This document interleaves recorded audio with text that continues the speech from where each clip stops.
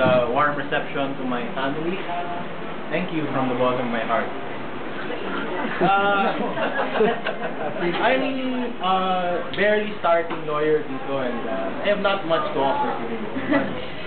But this I promise you, I will love her from the bottom of my heart. The brothers of Tinin, rest assured, I will take care of your baby sister, and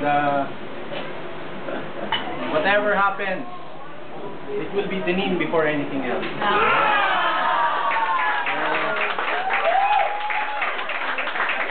I'm not one for speeches. No.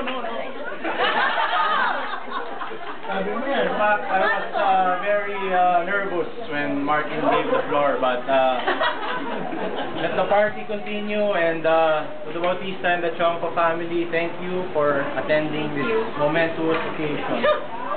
And see you all in the wedding.